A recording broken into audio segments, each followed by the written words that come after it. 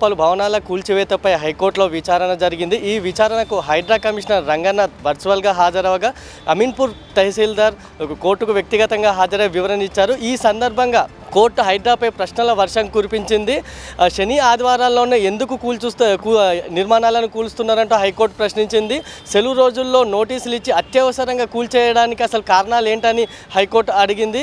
ఆదివారాల్లో ఎటువంటి కూల్చడాలు చేపట్టొద్దని గతంలో కోర్టులు తీర్పులు ఇచ్చాయని, ఈ విషయాన్ని అధికారులు పట్టించుకున్నారా అంటూ హైకోర్టు ప్రశ్నించింది.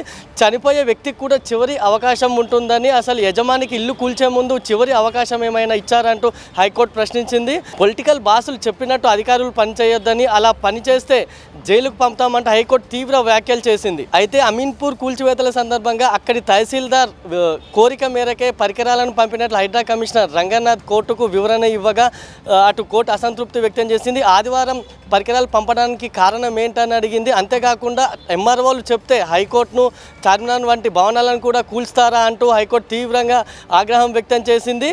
సబ్ రిజిస్టర్లు రిజిస్టర్ చేస్తేనే సామాన్యులు ఇల్లు కట్టుకుంటున్నారని, ఇప్పుడు ప్రభుత్వ సంస్థల మధ్య సమన్వయ లోపంతో అటు నిర్మాణాలు కూల్చివేస్తే సామాన్యులు నష్టపోతున్నారంటూ హైకోర్టు వ్యాఖ్యానించింది. ఇటువంటి చర్యలు చేపట్టొద్దని, ఒకవేళ హైడ్రా ఇదే విధంగా ముందుకు వెళ్తే హైడ్రా ఏర్పాటుపైన స్టే విధించాల్సి వస్తుందంటూ హైకోర్టు స్పష్టం చేసింది. ఇంకా అంతేకాకుండా హైడ్రాకు ఓన్లీ కూల్చివేతలే కాకుండా ఎన్నో విధులు ఉన్నాయని, కానీ వాటన్నిటిని పట్టించుకోకుండా ఓన్లీ కూల్చివేతలపైనే హైడ్రా ఫోకస్ పెట్టిందంటూ హైకోర్టు వ్యాఖ్యానించింది. అంటే అటు హైడ్రా విధుల్లో అటు ట్రాఫిక్ కూడా ఉందని, కానీ ట్రాఫిక్పై ఎటువంటి దృష్టి పెట్టడం లేదని హైకోర్టు తెలిపింది. ఇక కమిషనర్ రంగనాథ్ అమీన్పూర్ తహసీల్దార్ల పనితీరు బాగాలేదని వారిపై అసంతృప్తి వ్యక్తం చేసిన హైకోర్టు అక్టోబర్ 15కు విచారణ వాయిదా వేసింది. అప్పట్లోపు కౌంటర్ దాఖలు చేయాలని వారికి ఆదేశాలు ఇచ్చింది.